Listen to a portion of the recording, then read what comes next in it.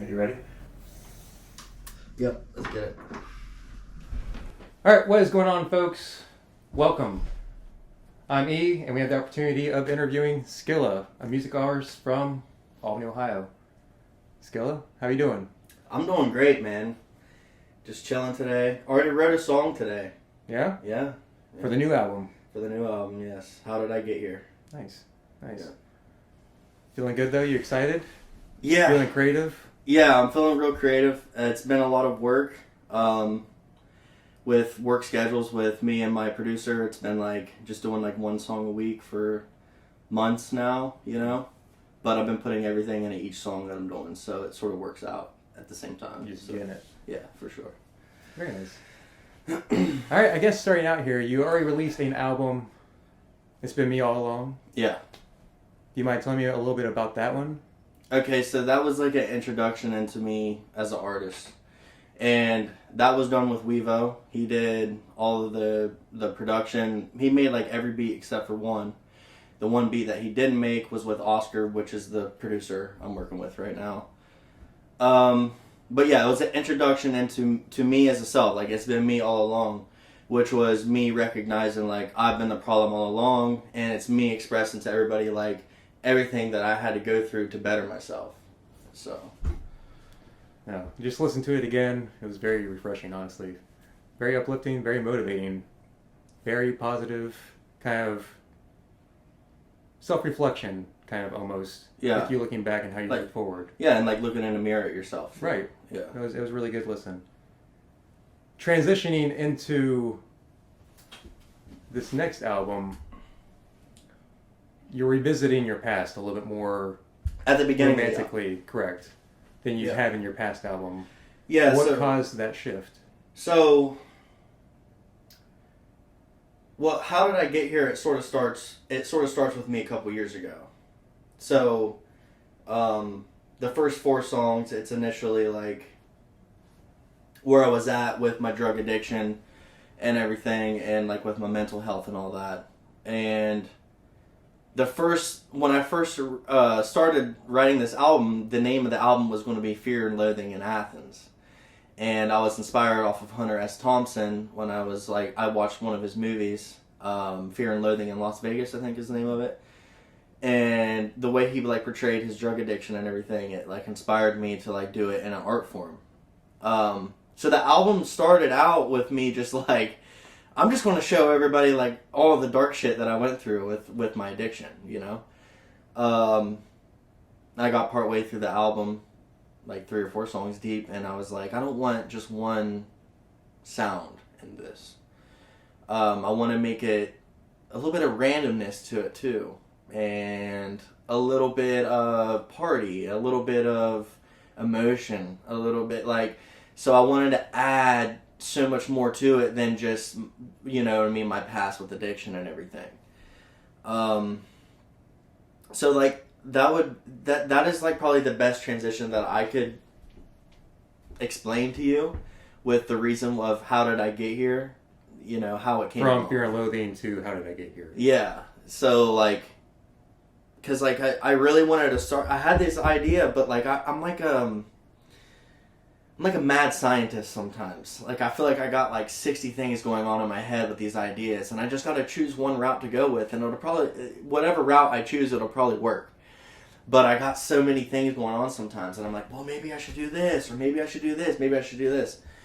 And I don't know, just one night it clicked to me, like, how did I get here? As in, like, it comes to a point of, there's been a lot of nights where I've woke up, or mornings, and I'm like, how did I get here? You know? And then I also wake up today and I'm like, how did I get here to this point? Like, how have I gotten pretty much sober? I mean, I'm drinking. But from where I was at, all the drugs that I was doing.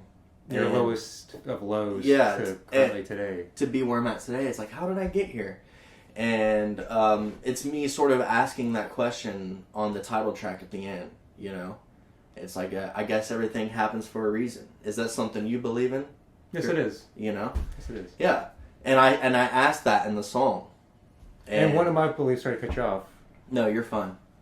is if you are happy or more so content with where you are today, then everything of your past, you can't regret any of it because it led you to where you are today. You want to be able to make the songs you are, be the artist you are, or maybe be the person I am without our past making us that way. Yeah, for sure. And it sounds like you have a good kind of peace with your past and you kind of came to terms with it in a very healthy way. Mm-hmm. Yeah, motivating. Without my past, I wouldn't have the story that I have. Right. That you're sharing with the audience. Yeah, and I had somebody at work the other day, because like I work in the kitchen and stuff, and he said, this guy, he said, I really like your music, it's really uplifting, and it's almost like you are explaining to me, like, this is what happened, and I'm dealing with it. And he's like, and it's no excuses or anything like that. It's a lot of, this is what I had to do to grow, and that's what I want to bring upon people. It's like, you could have done wrong, or you could have, made this decision or done that, but what you're doing today, it's all that matters. Right? And continuing off of that, and going back to your first album, you didn't let getting in trouble from your addictions and everything like that stop you from your music. You actually were able to record most of your album while on home arrest. Yes, so I had to have Wevo bring all of his equipment to my house. Got the trunk load. Yeah, so he would pull up, we'd get off work or something, because we worked together at the time too. And yeah, it would just be like, I'd have to call my PO, be like, because like, for people that don't know, on house arrest, you have to be home at a certain time every night. Like, they don't just let you do whatever you want. So my work schedule, I got off at 9 o'clock. They wanted me home by 10. So they gave me like an hour to, do whatever. Me and Wevo didn't get to my house until 10:30 a couple times. And I had to explain, like... Did the guy, randomly stop in at your house? He didn't stop in, but he would, call the next morning. Because it would be sort of late, so he was already in bed at the time. And he would call the next morning. He'd be like, so, Mr. Miller, why weren't you home till 10:30? Is that based off your ankle rolling? Yeah, so, yeah, my ankle rolling. Yeah. So, whenever I would get home, it would notion to his cell phone or whoever's that I finally made it home, because it was it's like a Wi-Fi almost. Right. It's like a connection. Like, you know how, when you have no Wi-Fi connection on your phone, then when you get home, it connects. That's sort of like how it was with the ankle monitor. Okay. So, as soon as I got home, it would connect, and they could see that I'm finally home. And he got to a point to where he knew I wasn't doing anything. He was just like, you guys are just focused on music. And when we go to Wevo's house, first off, we're not just going to go to his house and just not talk to anybody that's there. We're going to have a conversation for a little bit. And then, we got to get all the equipment. And we got to do that. There was one time we grabbed everything. Thought so. Get to my house, and we forgot the pop filter for the microphone. Which, for those of you that don't know what a pop filter is, it's a thing that goes over the microphone. That way, when you say a P word, like play, or bubble, like a B word, it don't pop in the microphone. It don't give it don't cut out the song or cut out the beat. You get what I'm saying? Yeah, so it's not like over inflection almost. Yeah, so it sort of protects the microphone so that when because when you record, you got to be aggressive. You got to show your energy and this or that, and that pop filter helped out. We didn't have that, so we forgot that, and I had to like stand 5 feet away from the microphone and record. We didn't keep anything from that night. We just had fun and we just hung out. But we have fun. We had fun. Music is always fun. And really, whatever you don't use is still practice. Yes, so, for sure. Which is nice. All right, returning back to your more current album, How Did I Get Here? Being a shift from what your original concept was for the album overall. And we've kind of talked about the stylistic reason behind that. But is that also just a change mentally as to where you are with It's Been Me All Along and How Did I Get Here? Has there been any change between these two albums? Because one's kind of It's Been Me All Along, and then now you're How Did I Get Here? That's a good question. definitely a transition because at the time when I was recording It's Been Me All Along, I was still getting comfortable with being back in society sober. Right. Essentially. And recording or being in the booth sober. And I didn't record in a studio or anything for 2 or 3 years. Jeez. I went to jail, went to rehab. I was gone for 8 months. And just got home and just hit up Wevo, which Wevo didn't know who I was at the time because he had things going on with himself as well, which I'll let him explain if he ever wants to. And I just started cooking, I would make songs and I would just be like, well, this is good, this is alright, and then I eventually got to the point to where I was releasing singles. Then I was like, I want to make an album. And that's just where that sort of happened, and it just sort of spurred onto this thing where I was making songs, and then I came up with the name It's Been Me All Along because I wanted to portray something that I learned in rehab, which is the drugs aren't the problem, it's us. And we have to figure out what we have wrong with us in order to be better. We can't just blame other people or the narcotics for our issues and stuff like that. So that's initially where It's Been Me All Along sort of came from, you know what I mean? And then I transitioned to now to How Did I Get Here?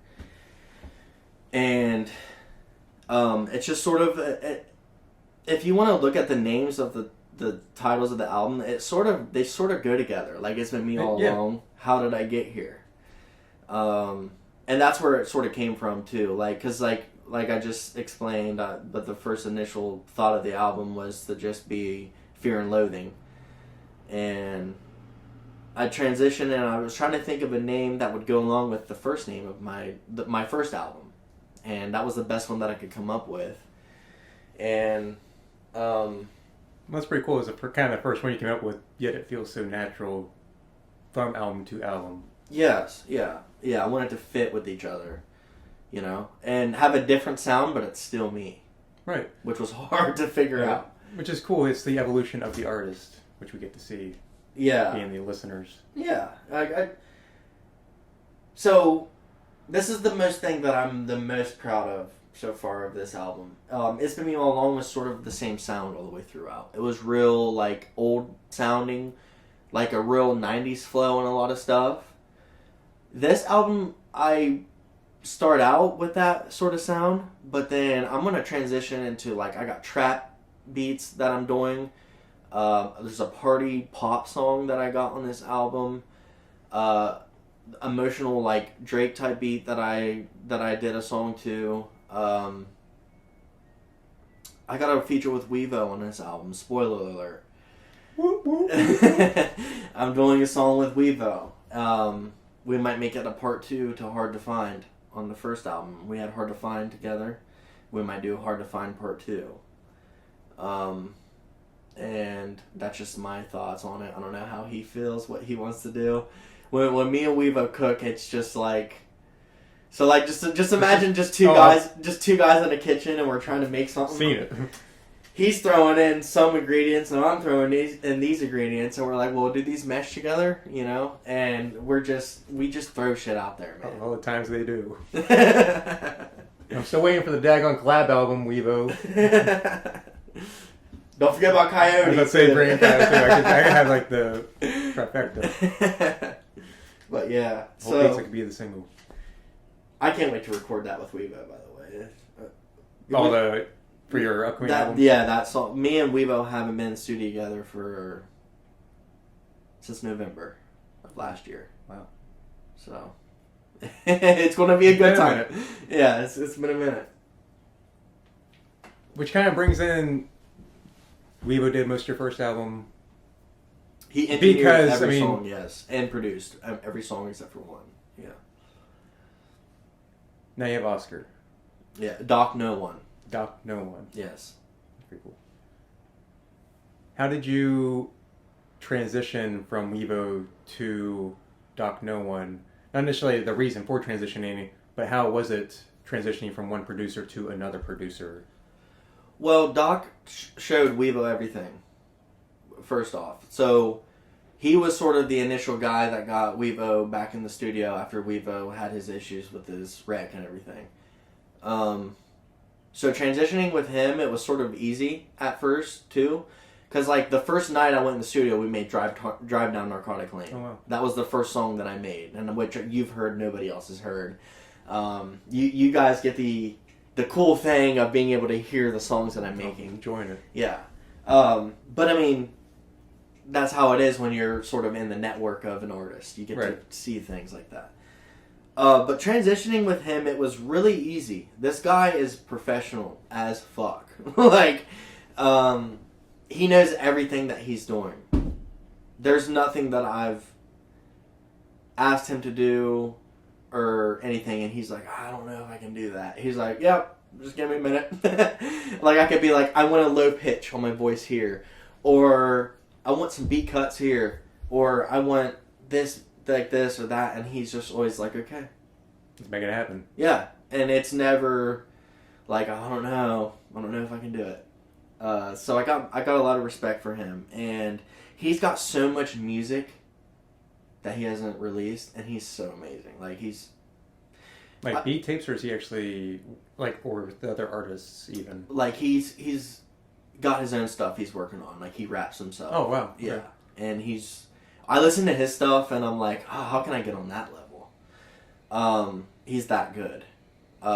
He makes a lot of artists, like, because I brought Mickey Lawless, which is on my he's on my album. He's on the Party Animal, and I brought Mickey over there, and we listened to a few of Oscar's songs, and he was like, "Geez, dude, like, this guy's so good, like."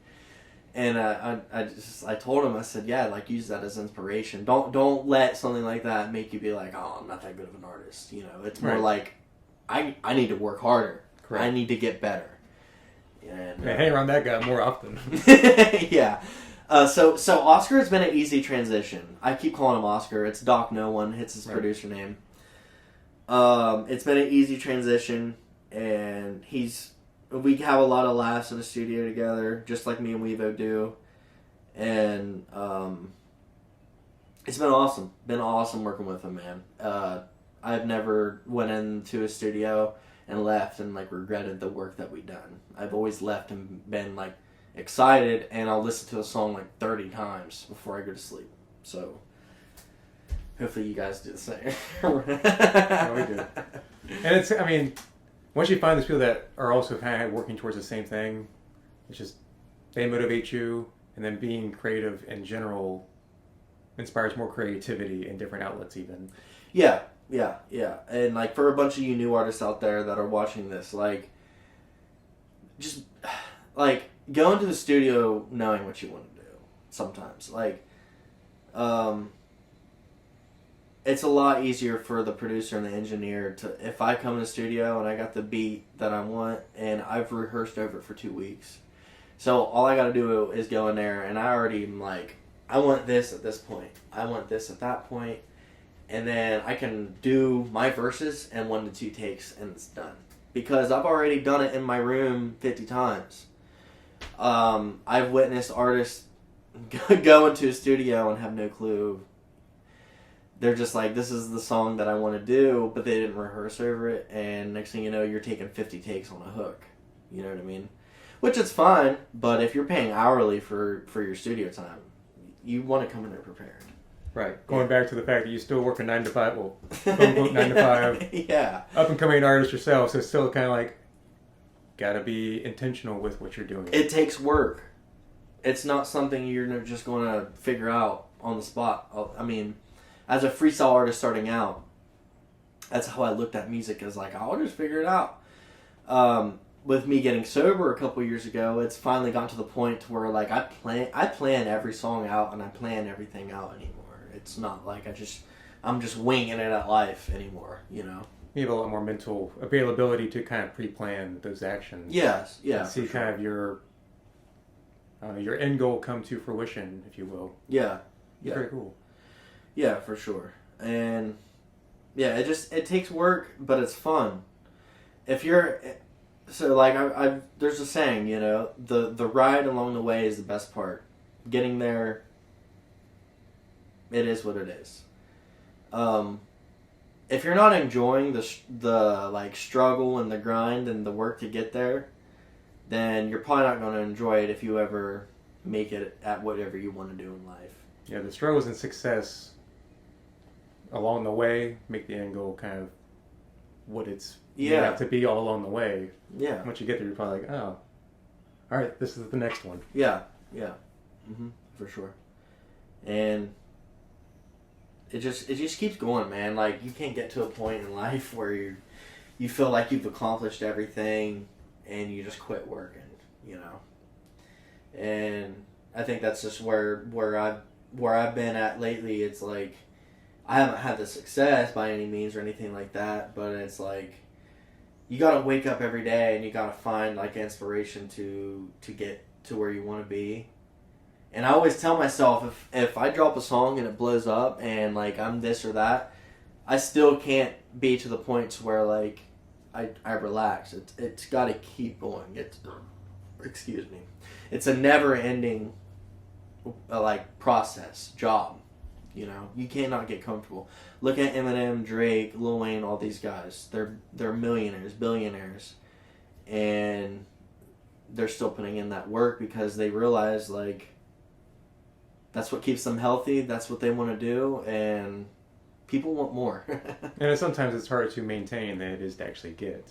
Yeah. Getting to that top level when I stay there or keep performing to the level of like expectations by the audience almost. Yeah, for sure. And I think it's important too that you kind of touched on it, but just I'm phrasing it a little bit differently. But complacency is the death of ambition. And like even though you're not necessarily the largest streaming artist or whatever, you still have that drive, you still have that ambition. I think that says a lot about who you are as a person and kind of what you're trying to bring to the rap environment and to the overall artistic game. For sure. And what keeps me going is the fans.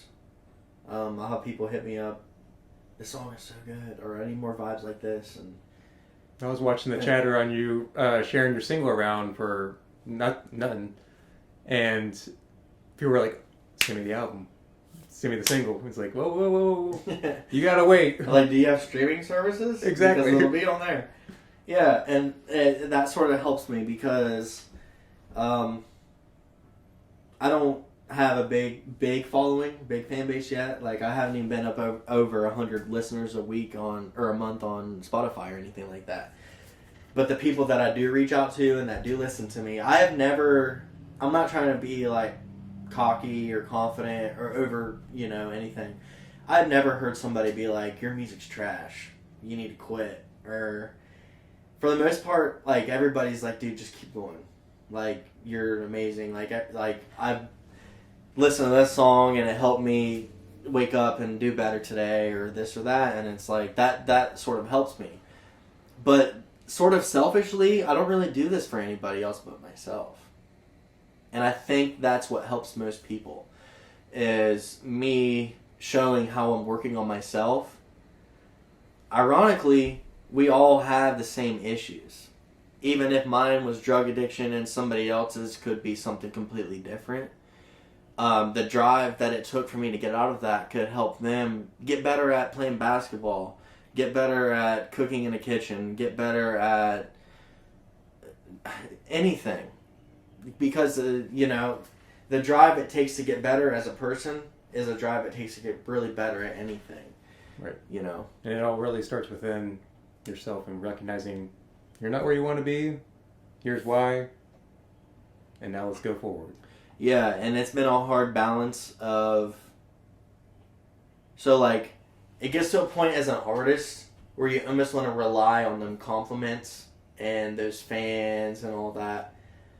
But you can't do that. You can't just rely on what people are thinking of your music. It's more or less like, what do you want to do for yourself? And what artistry are you coming up on your own with? And if you rely on what everybody is like saying about you as an artist, you're gonna get lost. Like, and it's important too to keep yourself in check. The transition from Fear and Loathing to how did I get here, and saying I don't want to make the same music for an entire album because I already did that. And even though it's not the same sound for that select little bits, just saying I don't want to do that, and deciding to do more versatile things and showing who you are. I mean, it says a lot. Yeah, and I didn't do that. I particularly did not do that for anybody else but myself. Because I was listening to them first 4 tracks, and I'm like, they're different, but they're also the same in a little bit. Like, they're all talking about drug addiction and my past. But I was like, man, like, I really don't want people to just sit down and listen to the same 10 to 12 tracks about me talking about the same topic. You know what I mean? And then challenging yourself to change styles, make things you really haven't made before, and make it kind of overall cohesive with your album. Yeah. Like it all. I mean, it's kind of that's a challenge. It is kind of. I mean, but it's fun. You're raising the bar, not necessarily like climbing the hierarchy or the totem pole, but like you're raising the bar and the expectations you have within yourself of your lyricism, of your beat selection. I mean, it's fun to listen to. It's fun to watch the transformation. Yeah. Like we'll put it this way. Last album I had 2 producers. This album I already have like 4 different producers that I've, had on making beats and stuff like that, and it's enjoyable because I'm able to express who I am as an artist on different sounds, and I'm not just like reliant on one sound or like one guy to put in all the work on the beats that I'm putting my words to and everything, It's exciting though. It's exciting. It's different, and I want to have a song. My main goal is to have a song that everybody can sort of vibe to or relate to on the album. So it's like, man, this whole album wasn't my favorite, but that song I could listen to 50 times or 100 times. Some people, they're going to listen to the whole album and love everything on it, but I understand that that's not going to happen with everybody. Some people are going to like this. Some people are going to like that. You should have done this different, Skilla. Or you should have done this different. But in the end, I know I put my all into the album. Right. And it's who I am. And it's kind of left on the drawing board. You kind of more or less are getting... I guess I don't know this for sure. Would you say that you're getting everything you feel like you want to say out with these 10 tracks? Definitely not. Is there going to be... I don't know. Is there going to be a follow-up to this? Is there going to be like some sort of series to continue off of this, or... Not a series, I don't think. I guess have you given it any thoughts? Because this is... I've been on this album. Yeah. So it's sort of like... I've been watching the playoffs a lot lately. So it's like, say if you're down 3-1 in the playoffs, and that team that's up 3-1, if they win that 4th game, they win the series. That team that's only got 1 win, they're just like, we just got to focus on game 2. We can't look ahead to game 3, game 4.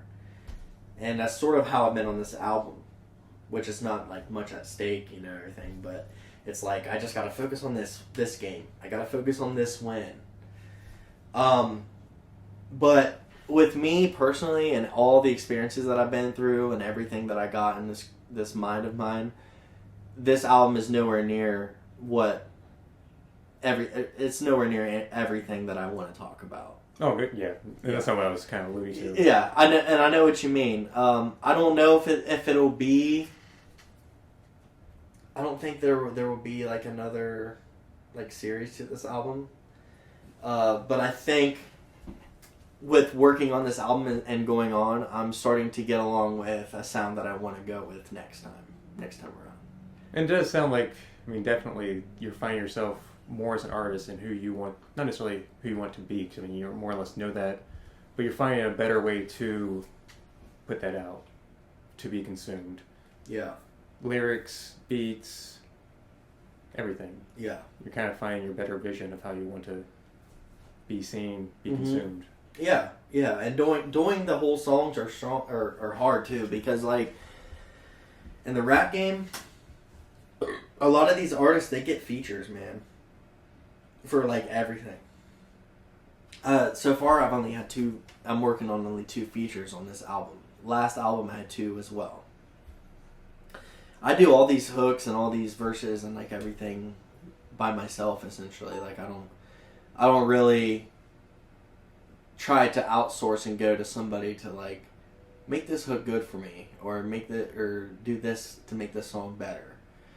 My main goal has been to be a good enough artist to make a song by myself that people will listen to all the way through. And that's been another hard thing.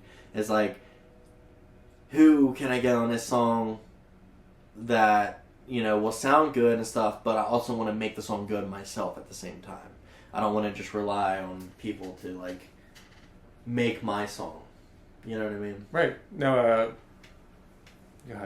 Royce da 5'9" has the lyric, and he's talking about all I had to do to get a number 1 album was do an album packed of features. Something along those lines. Mm-hmm. And he wasn't necessarily doing that, but just kind of calling out that fact. Because it is more or less a well-known fact that a lot of folks use features as a crutch. It's a cop-out, man. Right? It really is. And I wouldn't say it pisses me off, but it just irks me to see new artists.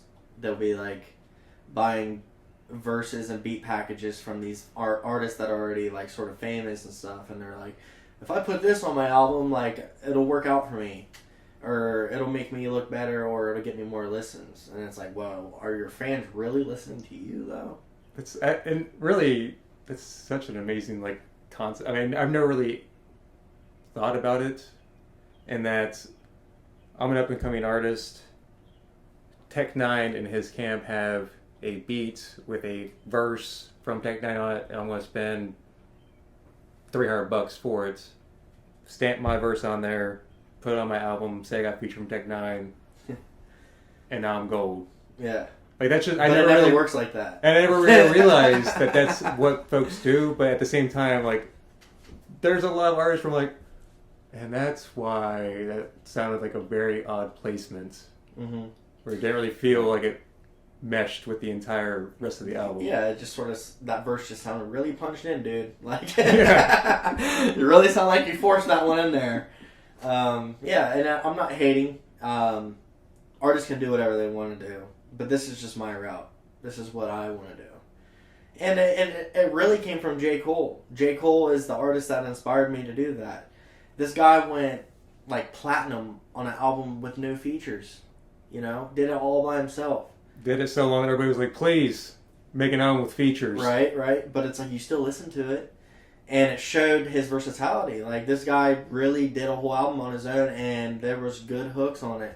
Good verses, good production. There was good everything on it. And that's what I aspire to be eventually, because, like, right now I rely on people for the production and stuff like that. I have my 2 cents in on it, I'm like, I want this to sound like this, and I want this or that. But they just have the technology know-how to put it into... To connect the dots. Yeah.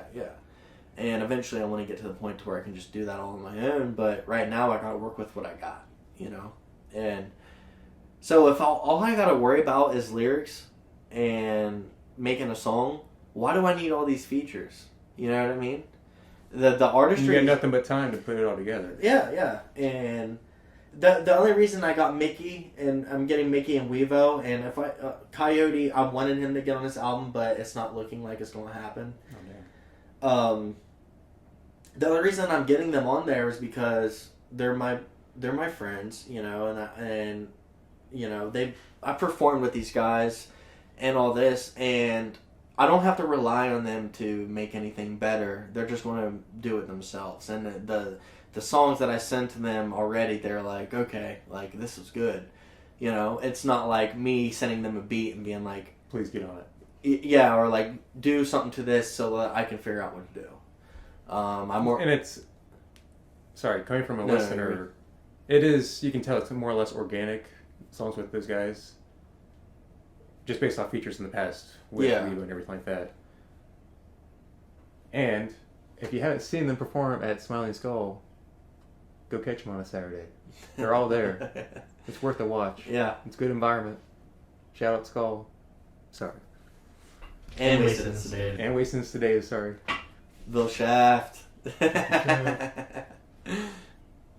But yeah, I mean, and so it's cool from that perspective, seeing you perform or have a couple features with the guys that you're performing with at the Skull during Wasted Sedated.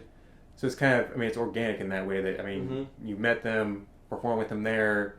I mean, I've seen you do kind of freestyles with them there. It's cool to see you guys do music together as well. Yeah. It's on a packaged album. Yeah, and which with Mickey, he's my barber too. This guy does. Oh, really? Yeah. I think you mentioned Yeah, that yeah. before. Like, he does my facial hair, does all that, you know. And so, like, with him, it was more or less barbershop talk. It was like he's cutting my hair, and I'm like, you should get on a song with me, dude. And he's a more of like a singing, like, Juice WRLD type of artist. And I was like, man, like, what kind of song could I get him to fit on? And I found this, like, this beat, and it reminded me of Post Malone when I heard it. And I was like, he could probably get on this. And I wrote the verse to it, and then I wrote the hook. And I was like, I just need you to sing the hook. I already wrote the hook for you. He sung it for me in the studio at Oscars, and he wrote his own verse, and we went from there. But yeah, like, with me and Wevo, though, like, it's like, it just happens, man. Like, we already know each other's talent levels, and we already know, like, what our sounds are like and everything like that, so. And how to compliment one another. Yeah. Like, hard to find. We did that in, like, I don't know, 30 minutes or so, you know. The longest process it took was making the beat, you know. The writing part, I already had the hook written and, like, all this, and my verse, and then We've made the beat. I recorded my verse and the hook, and then he was like, all right, well, give me a little bit and I'll have my verse ready. And he had it done, and then we sung the hook together, and then we ended up doing that. But, like, I want to talk about, like, Coyote a little bit too, because him on Peter Parker on my last album, right? That shit was banging, dude. Hard. Like, when I performed that with him, everybody's like, because, like, it's such a weird song, because it's like, I don't have that many listens on it really on Spotify as my other songs. It's one of my favorite songs, actually, off your first album. Yeah, but, like, every time I perform it, everybody's like, oh, like, that was such a good song. And I'm like, you can listen to it whenever you want. It's on Spotify. It's on Apple Music. That song's fun. It's really fun. I said, this is that boom bap that slaps harder than bitches. You know, like, who says that? You know? And I said, who the fuck cares if I think I'm Peter Parker? I turn to Spider-Man when I use my magic marker. You know what I mean? So, like, whenever I'm... Like, who cares if I think I'm a normal person? When I'm an artist and I write down my lyrics, I feel like a superhero. That's what people want to hear. They're like, you know what I mean? Right. So, like, who cares if I think... Or if I'm a normal person? When I'm on this microphone, I'm Spider-Man. You know? I'm the fucking best thing out. Yeah, that's right. And you gotta have that kind of bravado when you get on the mic. Yeah. And that's what you need. Yeah. And Coyote did his thing on that. And he carries his own. Yeah, he did his thing. And I was in the studio when he recorded it. And, because, like, I was just randomly over at Weava's house, and he stopped by, and I was like, Coyote, I need you to get on my album. And I showed him the beat, and he was like, this is hard. And then I had my verse and hook already done to it. And sure enough, he sat there and he wrote that verse out, and we recorded it. So, and voila, we made Peter Parker. And it's cool because going back to Wevo and then Kyle, Coyote, and you all have different styles of flow patterns, lyricism. Yeah. So whenever you guys extremely get on different. I mean, yeah, so whenever you guys get on a song, it meshes extremely well, but it just brings a whole different dynamic to what you would usually get otherwise. Yeah. Which is fun to listen to. Yeah. I don't know if these guys feel the same, but, like, I would like to see a vision where it's like 5 years from now we make a whole trio album where it's just me, Wevo, and Coyote, and we do this whole album together. And just maybe just like 8-10 tracks, you know, nothing, you know, too crazy. I just want the world to be able to, like, sort of see what all of us can do together, because I was 12, 13 freestyling with Wevo. I sort of got him into rapping because he was beatboxing at first, and I would rap to it, and then I was like, dude, you could do this too. and he got into it. Then he got Coyote into rapping. And then we all started hanging out in high school, and we would just smoke blunts all day and freestyle for hours, man. And like that's initially where it started. Just me driving usually, and I would be on my phone and I'd be like, "Hey, I heard this beat on YouTube. We should rap to this." And dude, I got like 30, 40 hours on my phone of us from like 2017, 2018 of just freestyles, and yeah, and to see like.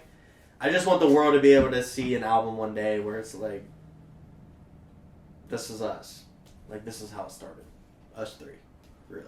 You know? Going back to the basement. Yeah. For sure. I got much love for those guys, by the way.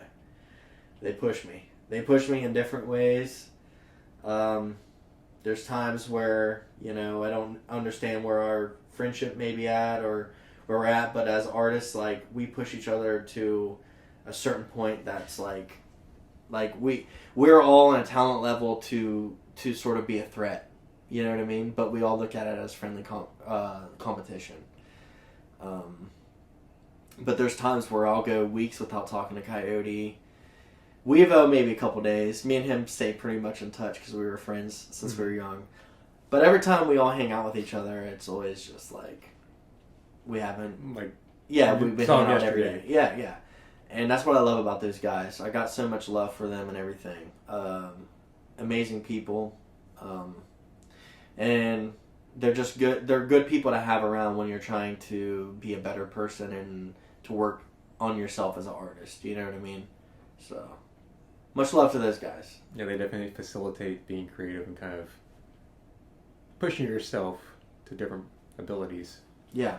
And to see where they're at, because like I don't want to sound like a dad, but I'm proud. Like, to see, like, where they started at, you know, like, they couldn't put together this or that, and now they're, like, doing stuff, and I'm like, man, I gotta get better, you know?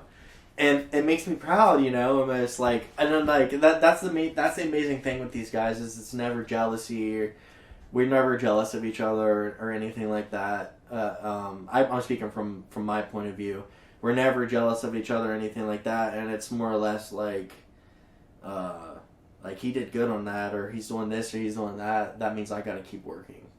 You know what I mean? Right. It's not like it's not like, oh, why did he go that hard on that song, or why is he doing this without this or that, or without letting me know. It's more or less like, you know, we just keep working, keep working, keep doing your own thing. We can't really rely on each other for our success. We all got to build our own lane, you know? Right. So, that's how it works. No, that makes sense. And you got to. Yeah.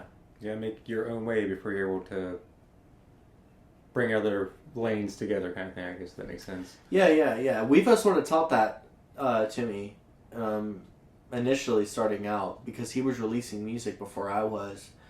And he was like, dude, you need to release more music. Because I was trying to get him on a song with me. And it was like I only had like 1 or 2 songs released. And he's like, you need to get yourself figured out before you start trying to get me on your songs. And I didn't understand what he meant at the time. But now I see what he was meaning was like, you need to get people wanting to listen to you first. And then the people that want to listen to me will listen to you. You know what I mean? Right. So. It's more so you already have fans that are kind of there for you, more so than just coming from him. Yeah. And I respect him for that, because he could have just been like, yeah, like, let's do a song together and everybody will listen to it because of me. But he was more or less like, build up yourself. You know what I mean? He wanted to see me become a bigger artist before me and him did anything. Because at the time, he was getting like, he dropped that Joe Burrow song or whatever, and it had like 30-something thousand plays on it or something like that. Right. And it was going crazy, you know? And I was like, now's a good time to get you on one of my songs, because it'll, you know? And he was like, no, like, you need to build yourself up, and maybe you can get yourself a song like that, you know? And then figure out your own, who you want to be as an artist, true vision. Yeah.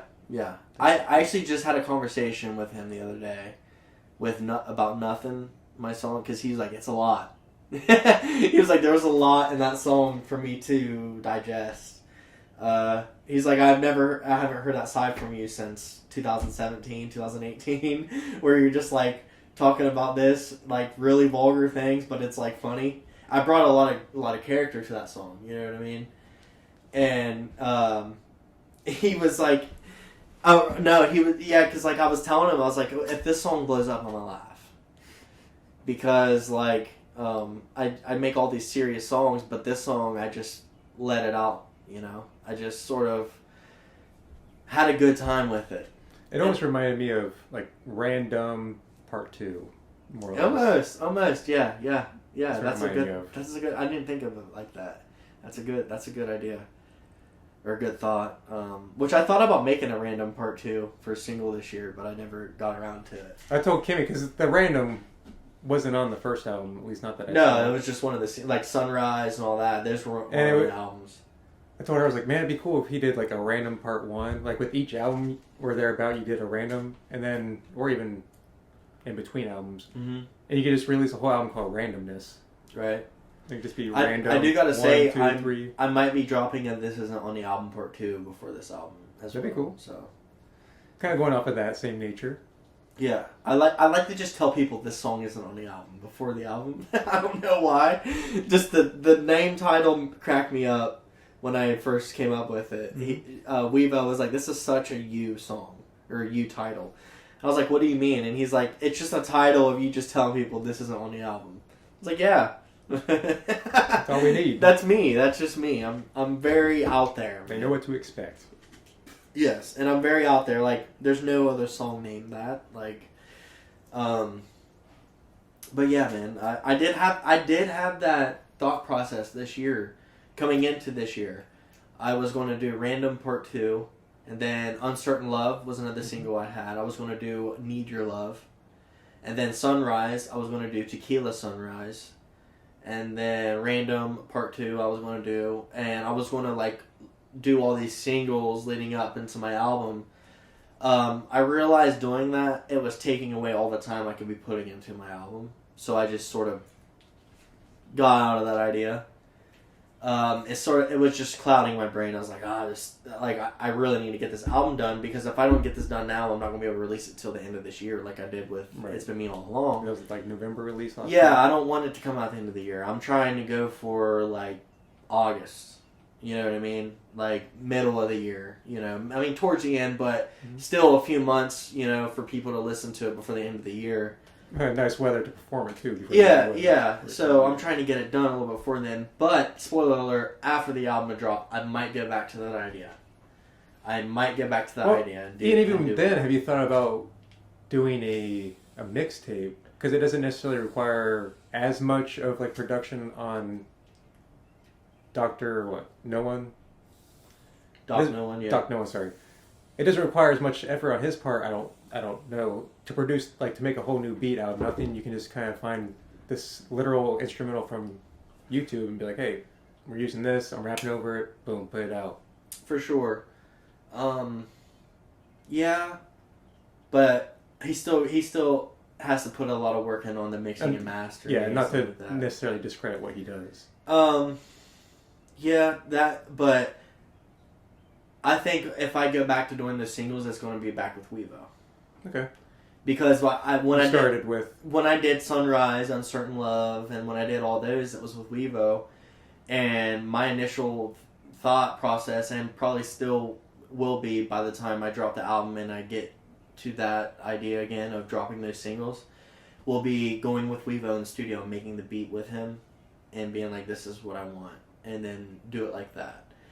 I think it'll be more hands-on than you were previously. Yeah, and I think it'll be a cool thing too, because like I can drop this album, and I'm gonna have a few singles out on the album first this year coming up.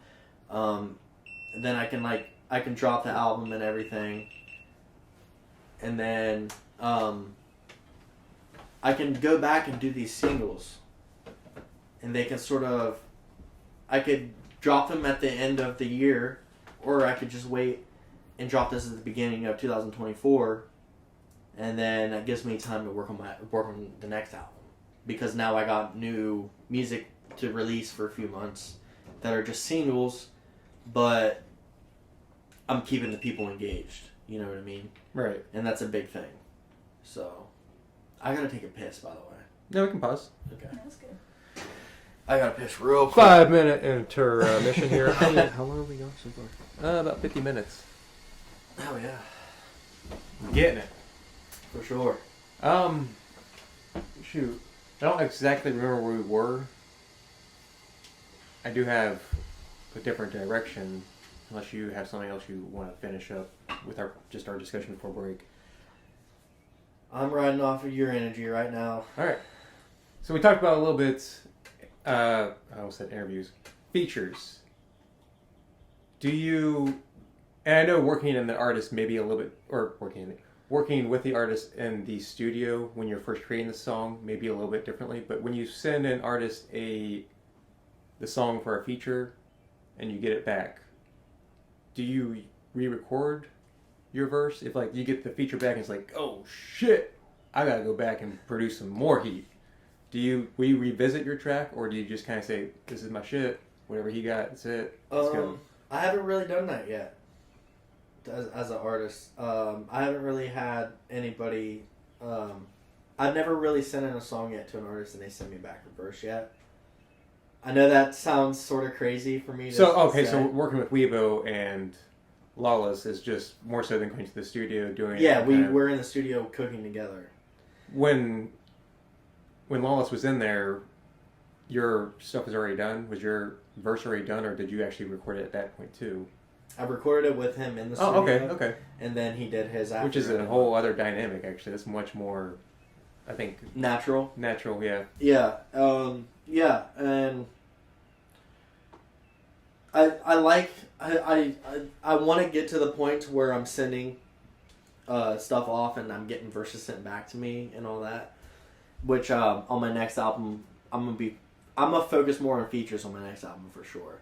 I'm just trying to work up a network of different artists to work with and all that, and like good artists that I feel like will complement my sound or stuff like that. But I don't think I'll ever get to a point to where I'll hear something and I'm like, oh, I gotta redo my stuff, you know. Again, not being a cocky ass or anything, but I'm just so confident in myself, and like, if I'm initially like doing a song or making a verse, I'm gonna put my all into it. You're gonna do your due diligence. It's gonna be the hardest shit out. Yeah. And I have a weird process, man.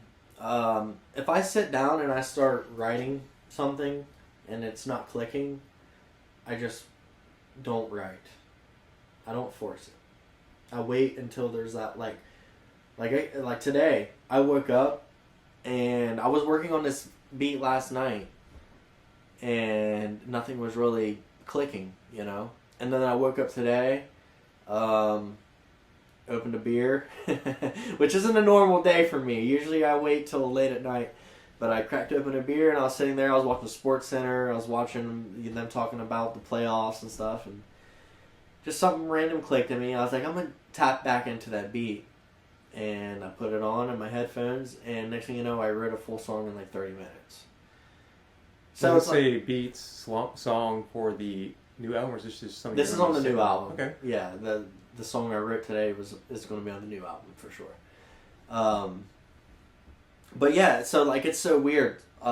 You would think that for my songs or what I'm doing, it's like I'm putting on all this work sometimes, like weeks, months upon end. But a lot of these songs that I write, man, it's like I wait until it clicks.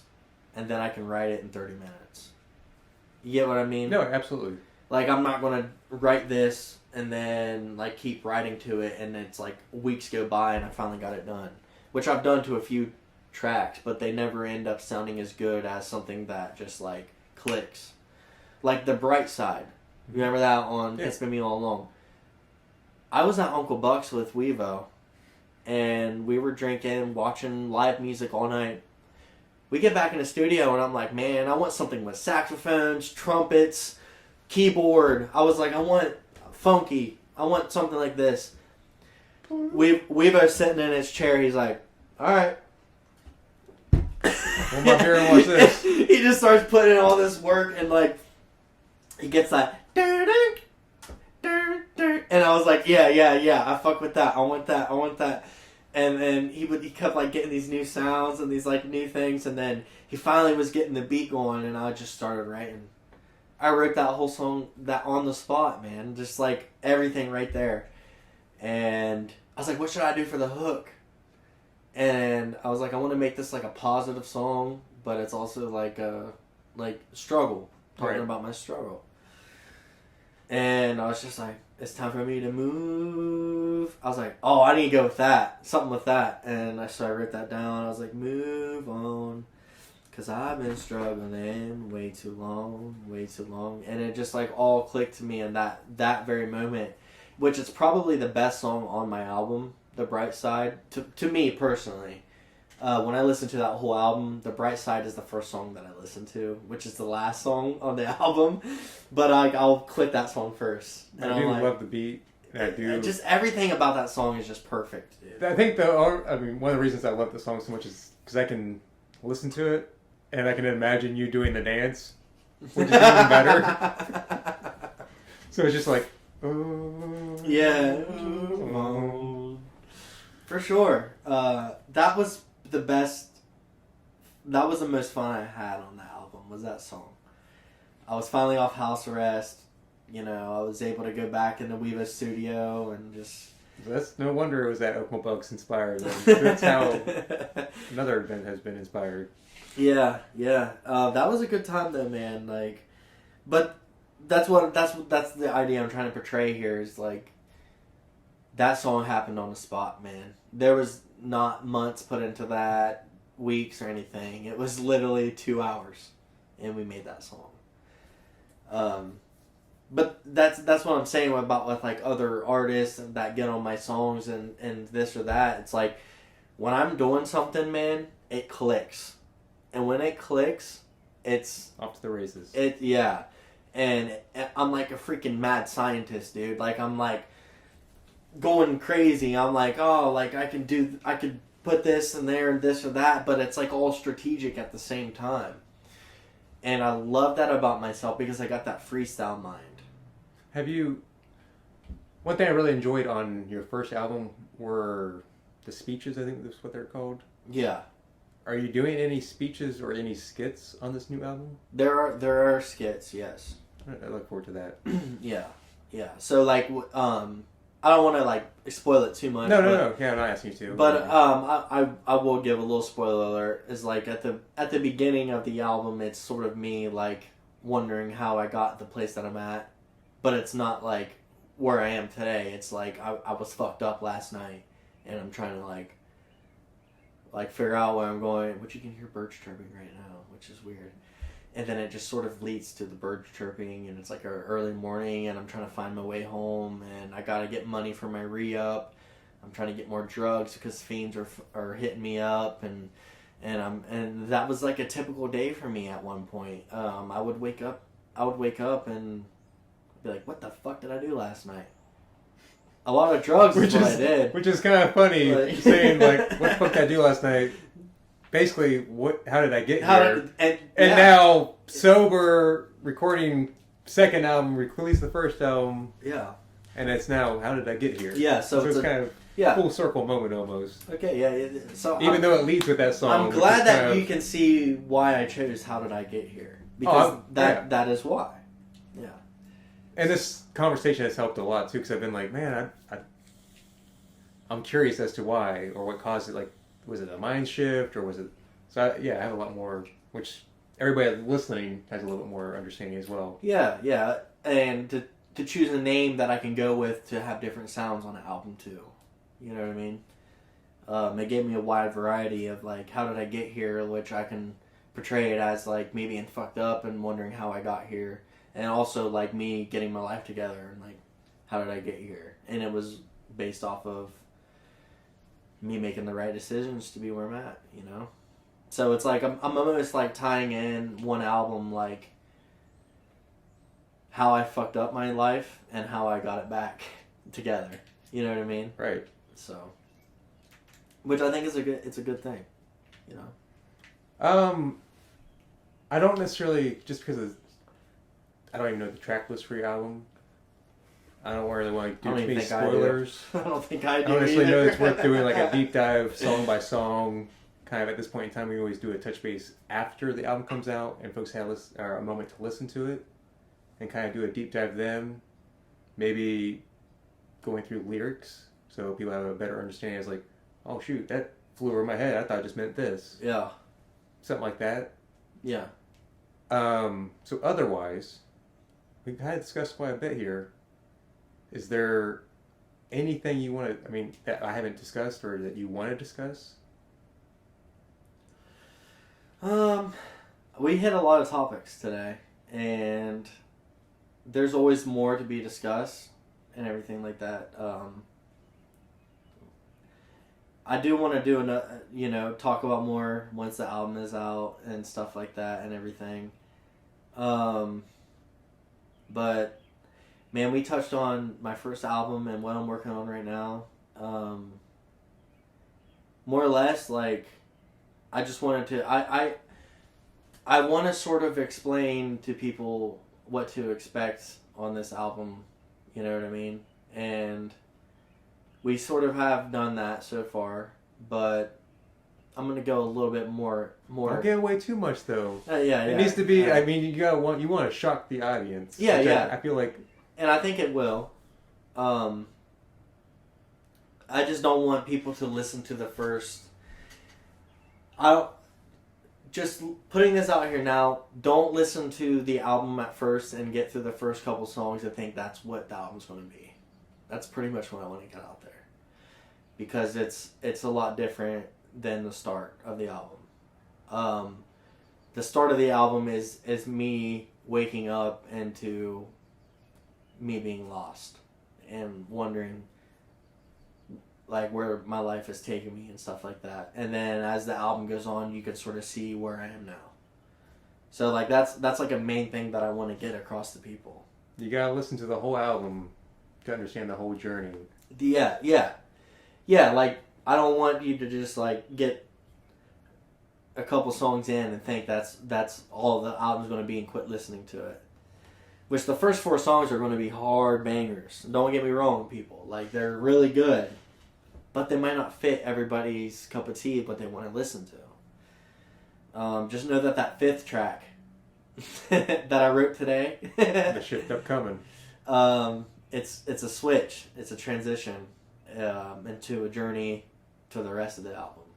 So, but yeah, the skits, everything like that. I'm trying to get Mickey in on doing a skit before our party animal song. I'm trying to get Doc No One, Oscar to get a few things in on there as well. But it's an adventure, and I feel like it's an awesome change from It's Been Me All Along, which It's Been Me All Along was pretty serious of an album, and this one it's serious as well. But I also think I hit some break points where people can sort of like get some relief a little bit. Like, oh, he is in a mental good. He is in a good mental space. Like, right. He is doing fine, you know. And we'll say the first one was almost not necessarily like better polished, but it was presented in a more positive manner. Whereas this one, the story you're telling, the beat and the lyrics kind of coincide in the dark manner. It's really the first bipolar. Few songs, yeah. It's really bipolar. And that's the best way for me to explain. That's true. I mean, you're going to get the whole realm of emotions from the lowest of lows to the highest of highs. Yeah. But the title track, it's the best work that I've done. I've heard it from Wevo himself and a couple other people, like including you guys when I showed it to you. I like it. That's some of the best poetry I've ever written in my life. I'm not even releasing it as a single. I want people to hear that on the album and be like surprised by it. There's just work done on this album that's better than anything I've ever done, and I'm proud of. And I put everything into this album in the past. I started in this album in February, and I still got 3 songs to record till I'm finished. So, like, if that shows how long, you know, I've been sort of just brainstorming ideas and just throwing it all together and doing that, you know. but I love it. This is what I love to do. So, would you say the title track has been one of the hardest, or was the hardest song to write and record? yes and no. Emotionally, yes. Emotionally, it got me teared up a little bit. Not teared up completely, but it got me pretty emotional. But easy, as in the it just like came like it was nothing, and I didn't even write it to a beat. I wrote that song. I wrote that song by like to nothing. So essentially, what I'm saying is, I wrote poetry in that song. I didn't expect to make a song out of it, and I was just talking about everything that's going on in my life. Me still having struggles with certain things. Wanting to be heard, wanting my message to get out there, but it's not. And it was just me expressing myself, and it was easy to write it because like it just came naturally, and I don't really remember what got me into that mode. I just remember I was drinking, and something got me emotional, and I was like, I gotta talk about my life right now. And it wasn't for nobody to hear, and it was just like, I just gotta write. And I did it, and then I was like, this gotta be a song. Because when I write poetry, it resonates. Yeah. It resonates with me. I think it would resonate with a lot of people, or it will resonate with a lot of people. Yeah. And I think it tells that, or shows that it was hard. Yeah, like there's this chick that I know, I met her on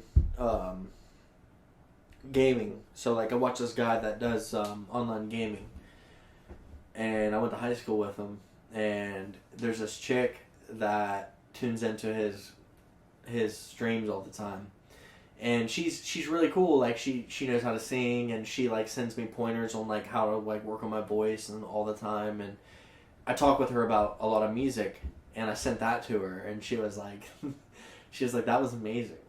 Like she's like, I never even dealt with drug addiction or anything or the struggles you've been through, but you almost put me in your shoes in this song.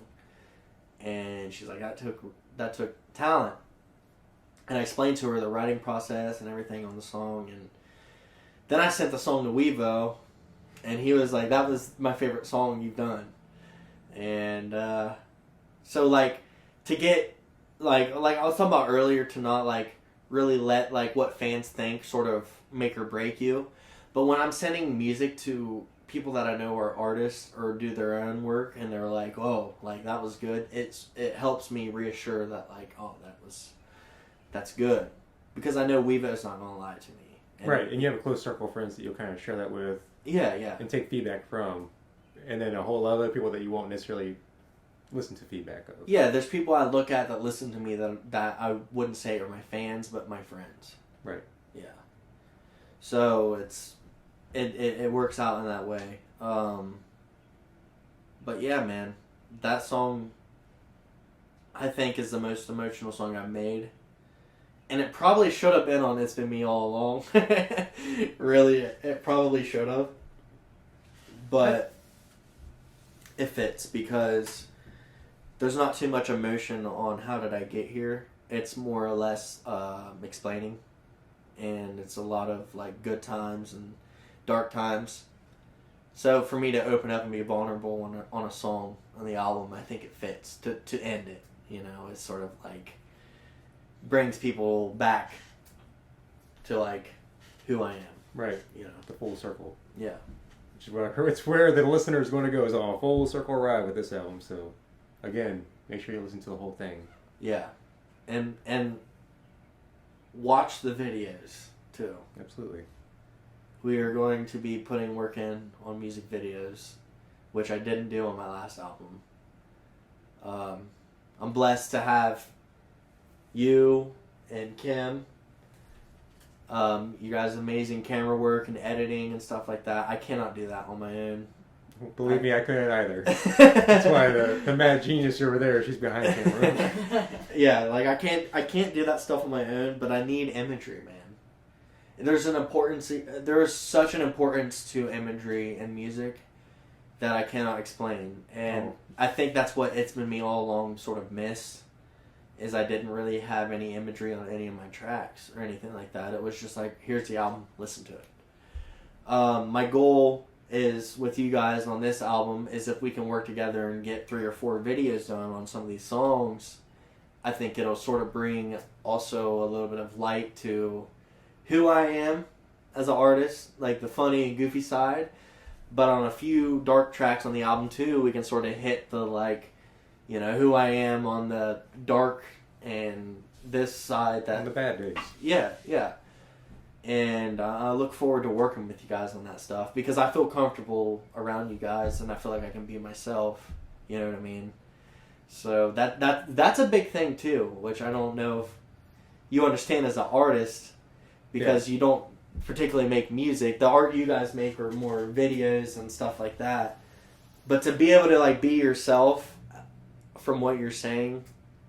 It's freeing. Almost. Yeah. I'm not. Yeah. So. And it's a nice way to not necessarily want to be understood, but a way to at least put yourself out there in attempts to be understood. For whoever wants to listen to it, this is a better way to understand me. Otherwise, I got it out there. I already said I'm understood that way. Yeah, for sure. But yeah. I was reading this thing online the other day, and it was this guy talking about him releasing music, and him saying he didn't blow up till he started releasing videos, and because it sort of gave people an image of like what he was saying or the image he was trying to portray with his words and stuff like that. And it really inspired me as well, you know what I mean? Because like with Nothing, which is the first single on the album that's dropping, which is going to give people a completely off what to expect. They're going to think like, oh, this is what the album's like. No.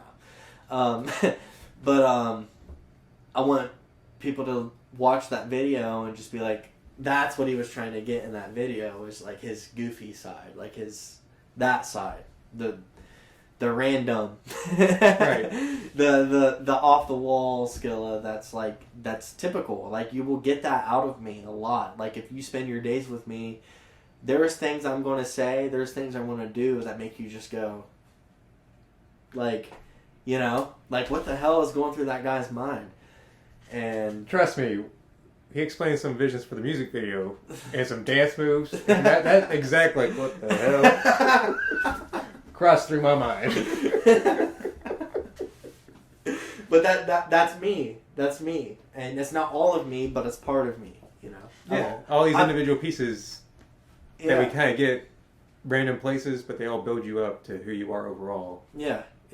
There's a lot. There's a lot of me, you know, that you have to understand to sort of get my music, you know, and it happens on a day-to-day basis without my music, you know. Like I could be working at a job and I'll say something and somebody's like, they don't laugh. They think I'm being serious, but I was joking.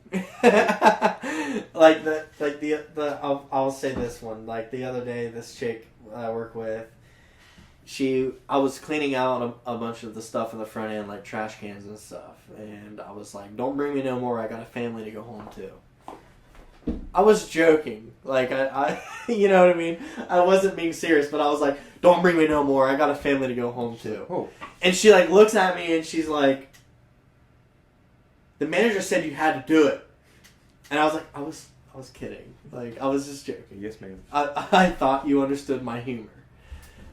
You know what I mean? So it's things like that are about me that like a lot of people don't get yet. It's like some of the things that I say, I'm just throwing it out there. I'm not trying to like piss you off or like I'm not trying to like you know, do anything like that. It's more or less it was funny to me, so I said it. Right. You know, and that's how Nothing is. That's how Nothing goes. That whole song, it's literally just like. Some people might listen to that and be like, dude, I don't think that's funny or anything, but when I listened to it and I wrote it, I thought it was fucking hilarious. And that's all that matters, right? Yeah, like I thought it was funny. You know? So that's just how it goes. And you can like it or not, but that's the art that I'm making. So take it or leave it. Go listen to somebody else, you'll like it. Right. That's how it is, man. Alright, man. I guess closing up. You want to list off your social media handles, what you're at, where they can find you if they haven't already found you? Yeah, I mean, I got 2 And Facebooks. we'll have it kind of pop up right here as he's listing it off. I got 2 Facebooks, which is like the first one's Scott Miller, which is my personal page, which that's my real name, and Skilla is my Facebook page. Instagram was under Skilla Babe, but I think I just changed my username. And then Spotify, iTunes, music Spotify, streaming. yeah, Spotify, Apple Music, iTunes, anything like that. It's Skilla. I do have a blue check mark on my name. There's a lot of Skillas out there. So if you are having trouble finding me, look up It's Been Me All Along, my album. And then once my new album comes out, my single will be coming out in the next couple weeks. You can look up Nothing, which is Nuthin under Skilla, Skilla. But yes, I'm on all streaming platforms. And again, one album out, handful of other singles, and second album coming. Yes, and 2 singles coming before the second album. Correct. So you got things to listen to before the second album comes. Yes. Things to keep you tuned and busy. So I got Nothing and Ride With Me are coming out before the album. Artwork's already made. Everything's already done. I just gotta get the release date set. So it's not like we're waiting in suspense over here. It's going to be coming. But yes, much more to look forward to me. Even after the album, I'm going to be dropping singles again. I'm going to get out of the album sort of mindset and just work on single songs and drop them for a little while. Do 5 or 6 of those, and then I'm going to get back into album mode again. But yeah, a lot is coming. A lot is coming. And I'm proud of it, so. Shoot, yeah. How did you get here? How did I get here? Exactly. All right, guys. Thanks for viewing. This is E. If you want to check out my channel, Easy Living Street, Kimmy, E, Tag Team Duo. If you want a video done, DM. Until next time, guys. You good? I'm Skilla. I'm out of here. Peace. Shazam, dude. Nice. Oh, yeah. Nice. Oh, yeah.